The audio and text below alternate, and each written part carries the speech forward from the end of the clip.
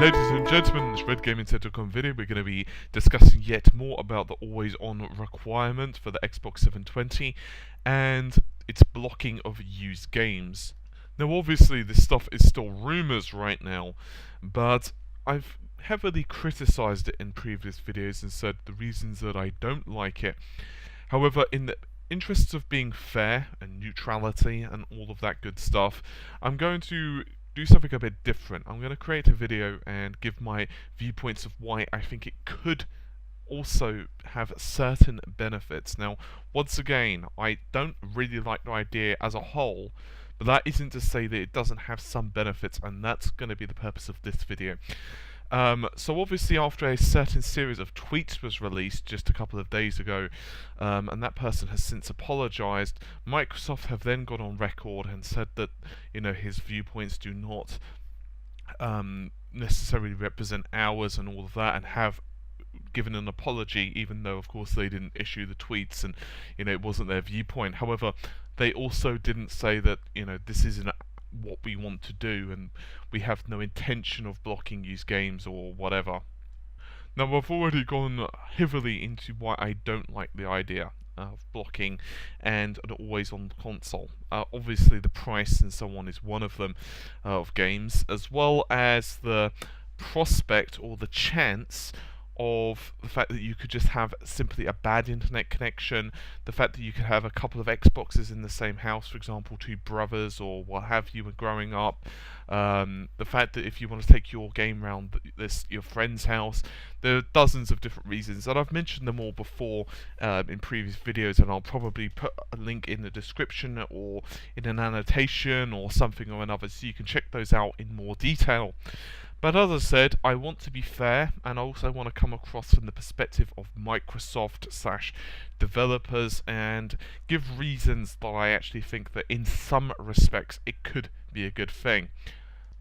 Now, right now, of course, always on DRM is one of the biggest things that we really have in gaming in terms of controversy.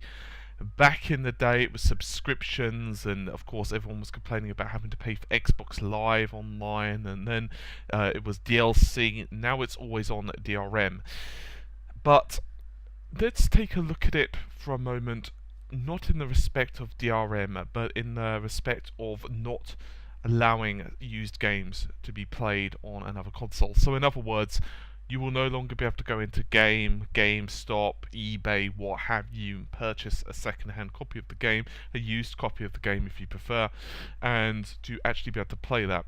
What possible benefits does that have to you? Obviously, it's a detriment in terms of the fact that the cost is going to be higher. But there are a couple of benefits to this, and allow me to illustrate what they are now. First of all, production of games, whether it's on the PC or whether it's on consoles, there's no getting away from the fact that it is becoming more and more expensive.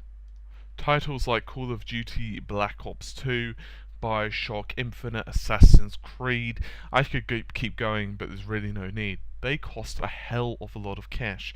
If you were to take a look at, for example, BioShock Infinite, and I've mentioned this in a previous video about the length of video games now and why they're shorter, you'll have noticed that I said heavily that the production costs in terms of the creation of the AI, the graphics, the sound assets, and by sound assets I'm not just talking about the actors themselves, I'm talking about the gunfire, I'm talking about your footsteps, everything down to something like the glass smashing as you shoot it. All of that has to be sourced, it has to be bought. In some cases they may use royalty free, but it still costs them money for those assets, and in other cases they may go on, say, set or location or what have you, and have sound engineers and producers to actually create those sounds. So that's all cost, and even things such as distribution cost money. Now, why am I mentioning this in relation to used games? Well, quite simply put, when you are selling a game in a store, it doesn't matter whether it's England, it doesn't matter whether it's America, it doesn't matter if it's Japan, you're getting that money straight if it's a new game. In other words, there's a split that goes on. The split, of course, is to, let's say, for example, Microsoft, and by all means, this could be Sony, it could be Nintendo, but let's just use Microsoft as a pure example here, since they're the ones that are so in these rumour spotlights, if you will. There's a split that goes on. Let's say you go to a small independent game store, it doesn't matter what it is, it could be one your uncle runs. He will be getting a split of that profits, of those profits. Then you'll get Microsoft, they get a split of those profits for publishing, for allowing the game to be published on their console. Bear in mind, this is one of the primary reasons that PC games are generally cheaper than consoles, because you don't need to worry about paying, Microsoft or, Sony to produce games for that platform. It's that simple. So in other words, there's no real overheads with PC gaming, at least at the start. Obviously there is the cost of staff and all the other parts to it, and even in some cases distribution, although Steam does make this cheaper. We'll go into that in a moment. So there's the distribution costs, obviously, of selling it in a store. There's the cost to a Microsoft and so forth to actually publish a game on the system, and then finally there's the publishers and developers, and obviously that would be the people who made the game or handled all the marketing for the game and so forth. In other words, it's a 3 or a 4-way split depending on how many companies in some cases are actually involved in a project. So, and also sometimes you may have a engine that's been licensed. For example, let's talk about BioWare, or let's say EA. Actually, Mass Effect is a perfect example. It uses a variation of the Unreal Engine, and they don't get to just use that for free. In other words, there is a cost associated with using that technology. In fact, if you were to download the Unreal development kit yourselves, and feel free to do so, it's pretty cool. I've messed around with it a little bit. I stress a little bit.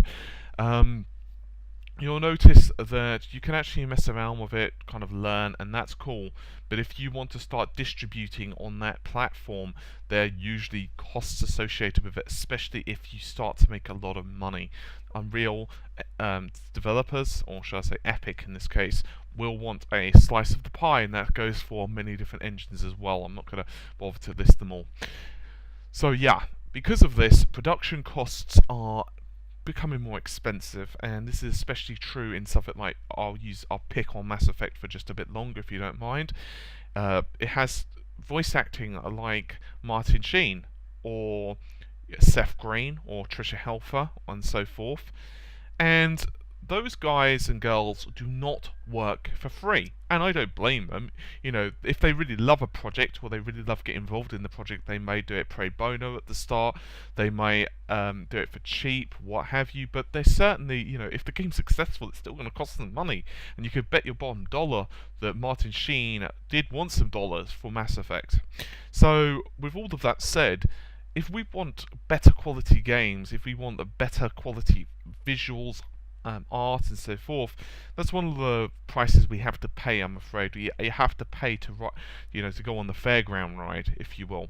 And the problem with used games, as you can probably guess, is Microsoft don't get any money. And from the perspective of this, it doesn't matter as much. But Microsoft, it does, because when you develop a console, you develop the console with a couple of things in mind. But we'll go into Microsoft in a moment. But EA, in this case, I'll just use EA as an example. It could be any developer or publisher. They don't get any small splits of that cash. In other words, if you were to sell your game to your friend Steve, then they don't get any of Steve's cash. It's pretty much they get yours. So, in other words, two people have played the game. The second person has paid effectively zero to the published developers and of course the platform holder, which in this case, for example, would be Microsoft. So with all of that said, you can argue that that is a bad thing. Also, Microsoft and other console owners and even console creators, as well as of course games publishers, will argue another point, that quite often companies like GameStop or Game in the UK will quite literally rip off their customers. For example, I haven't really checked for a while, but you could quite literally walk into a store in the UK. You could buy a new console game. Say, for example, it would cost you $44.99. Just use an arbitrary figure. You could go home, you could complete that, and let's say it takes you 2 weeks to complete. Let's say it's a fairly lengthy game, like, I don't know, Final Fantasy or something. Let's say it takes you 2 weeks. You take that game back, and you might get like 20 for it, around that figure anyway. And then you'll, say, okay, might as well trade it in. I'm not going to play it again. The normal justifications you give yourself. And then you go back, a couple of days later because you want to pick up, I don't know, the next game, Killerphone or something. And lo and behold, that game that you just sold them for $20 is now available for like 40 pre-owned. And you think to yourself, well, screw you too. In other words, it's not very fair on the customers either. Now, I know what you're going to say. The best deals are often not had through stores, and I completely agree. I think that it's a case of eBay and other such transactions usually being the better deals here. Forums, of course, if you happen to trust the members market on that particular forum, for example, if a member's been there for a long time and you happen to regularly converse with them, then it can be a good deal. Or, for example, even straight trades. So, you do a straight swap with someone, X game for Y game, done. So that can be, reasonable.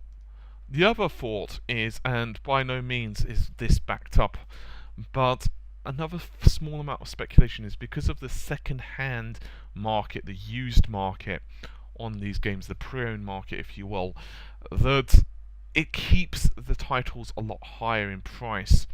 Now, of course, one could argue that if second-hand or used was stamped out, let's say it no longer existed, the console games producers could say, you know what, we can go one of two ways with this. We have the option of keeping the same prices as they were. On the other hand, we also have the option of reducing the price because we know that every copy that is sold, we're going to get the profits of because no one has a choice. Therefore, if we reduce the price, let's say from $44.99, just for example, to say $39.99. So it's a realistic reduction in price. I'm not saying it's going to go to like the $29.99 of PCs. Why won't it go that cheap? Well, we'll talk about that in just a moment. But let's say that was to happen. That could be a benefit. That could be a plus. A reason that I'd be like, okay, I don't mind the blocking of secondhand in that respect. I personally, from a personal perspective, usually don't buy pre-owned, and there's a simple reason behind that. I don't really like to pay that amount of cash for a game that, in my opinion, I can pay just a couple of extra bucks and I get a new game, and I'd rather support the developers and the publishers in their endeavours. Plus, as well, as I've mentioned a couple of times before, I don't have an eBay account. Well, technically speaking, I do, but nothing has ever been done with it. I've never bought anything, and I have really no intention of doing anything with it. It's not anything to do with eBay. I just don't really use it that much. I don't really have any interest. I prefer to buy new if possible. So there are those reasons. Now, I mentioned about the pricing of second-hand games and new games on consoles compared to PC. Well, obviously the used market on PC is pretty much zero. I mean, I've mentioned before in previous videos that there are instances where used games on PC can of course exist, especially older titles. For example, say System Shock 2, which I believe is getting re-released on the PC or has been re-released on PC. But anyway, suffice to say that even older titles, there is of course a second-hand market for them because some of them have been deleted. In other words, there are no new copies of them available, even digitally in some cases. So, there is second-hand markets there, as well as in some cases indie games. But generally speaking, if I buy a game, let's say I was to look at my Steam list and I was to say DMC Devil May Cry, and I was to say, you know what, I hate this game. I've played it for 2 minutes. It's the worst thing I've ever played. Oh well, nothing I can really do. There's nothing I can do. I can't trade it in. I'm done. There's literally nothing I can do with that title. It's mine tough luck, basically. That is completely contrary, of course, to to console gaming. Now, the one benefit, of course, is that the games are a heck of a lot cheaper. And I know you're going to probably cry when I use the example, but Bioshock Infinite did only cost me 23. Now, why we cry? Because I mentioned this several times before. But Bioshock Infinite on the PC cost me 23 new, and that was with the original Bioshock, XCOM, and The Darkness 2 all bundled in. Now, okay, that is a fantastic deal, but there are other deals on Steam where, for example, if you pre-order, you happen to get games given to you for cheaper prices. Why? Why is that? Why can they do that? Well, there are a number of reasons. In reality, all they're doing is, if, for example, the developers are doing that, they can just simply do this because at the end of the day, it's not really costing them that much. It's simply a promotional tool that they can use to sell you another upgraded version of the game. For example, let's say the first series they give for free. So people who say, "Oh wow, this new game looks fantastic, but I haven't played the first. Maybe I shouldn't bother." Oh, okay, this is actually bundled with the first, so I might as well get both because it's going to cost me cheaper. Oh, sweet. And they just go with it. You see how that works? It's very subtle, but it's very smart. And because it's digital, at the end of the day, it costs them very little. Now, okay, it does cost them bandwidth, but bandwidth is becoming extremely cheap now. And obviously with cloud-based as well, say Steam, it doesn't cost them really anything at all. Now, I mentioned about Steam earlier, and Steam, and I don't just like to use Steam, it can be Origin, it can even be Uplay, although personally I dislike Uplay a little bit more than Origin or Steam. That's just a personal preference, it's nothing against Ubisoft, it's just my personal opinion. I prefer the mechanisms of Steam mostly than it would be Origin. Mostly to do with the way the games update and so on, but that's a different story. The general gist of it is, with Steam especially, games are actually a lot cheaper to place on that platform.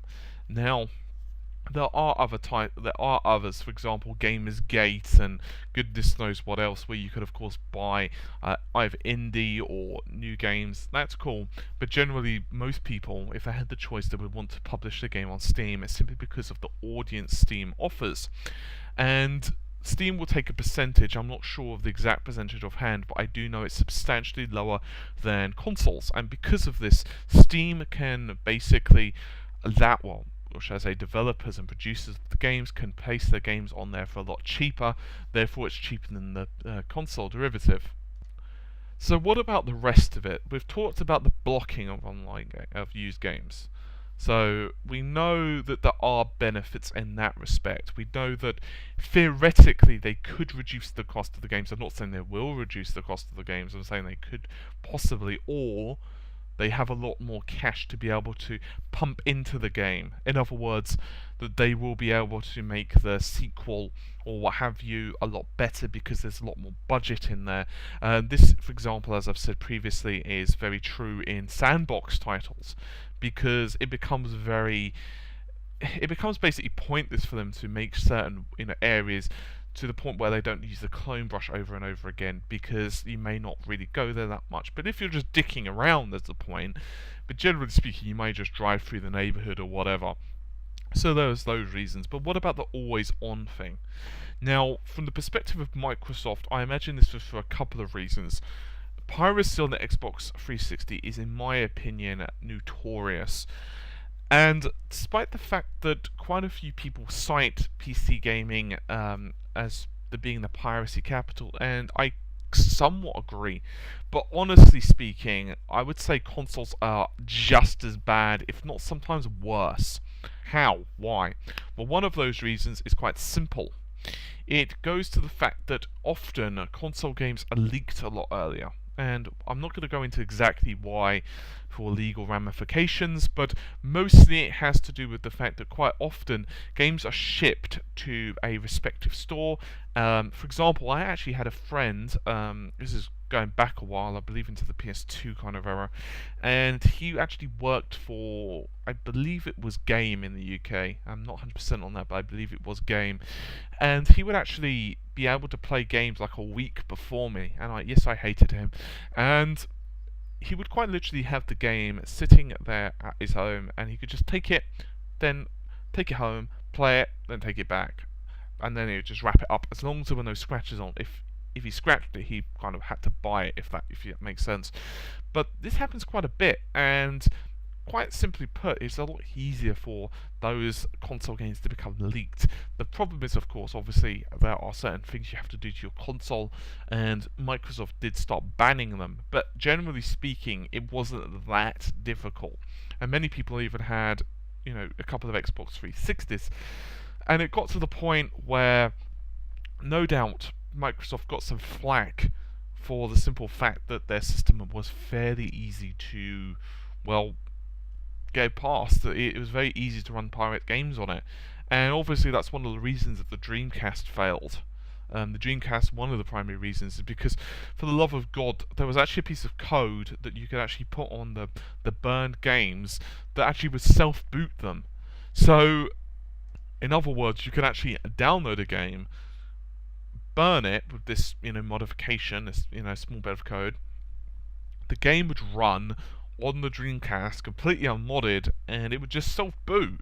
Or you could even get a boot disc, which of course was just as bad. And remember, the PS2 much later on had boot discs available, but it took a while, and at least it wasn't to the notoriety, because obviously DVDs back then were more expensive, and not so many people had a DVD player, or sorry, DVD recorder compared to, say, a CD burner.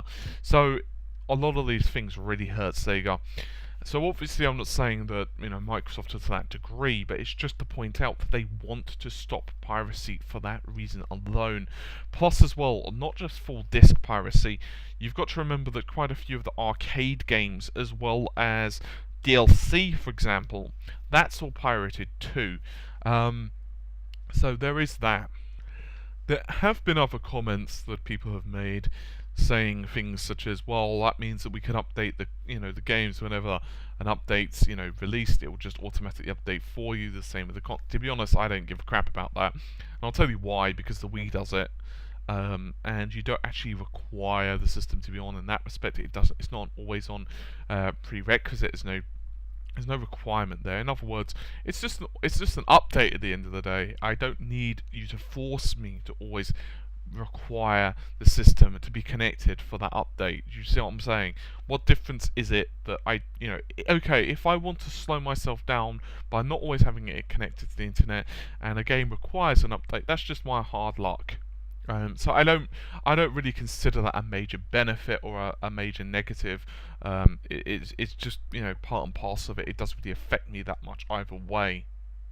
Someone actually messaged me on YouTube and actually came up with a reasonable point that GameStop, who obviously are, well, pretty damn big in the United States, I think they're the biggest games distributor, or games seller, shall I say, they're actually endorsing the Xbox. They're saying that, of course, the next generation Xbox is looking to be very good indeed, and gamers will definitely take notice. And they make a lot of their cash from used games. So it's possible maybe they know something we don't. Maybe the Xbox 720 doesn't actually block used games. It's very hard to tell. So there are a couple of reasons, as I've said in this particular video, that it could be a good thing. It doesn't. It doesn't necessarily help us as consumers in terms of our choice, which in my opinion is very important. And yes, choice is very good. But reality of the matter is there are one or two small benefits. On the other hand, if you guys want to just have a quick bit of fun, if you were to go to Google, feel free at some point or another, and you were to search how much money something like Call of Duty Black Ops 2 made, you will probably cry. And there's no way in hell that the game did not make, 3, 4, 5, 6 times whatever the game actually cost to make by now back. So there's always that argument as well. So yeah, this is more of a trying to see things from the developers and publishers and console manufacturers' perspective. As I've said, there are those benefits. Generally speaking, though, I can't really think of anything hugely positive other than what I've said. So anyway, hopefully you've enjoyed the video, and I'll try and rack my brains to think of any other really big obvious ones, but so far maybe I'm missing something really obvious, but I'm not thinking of it right now. Anyway, take care and bye for now.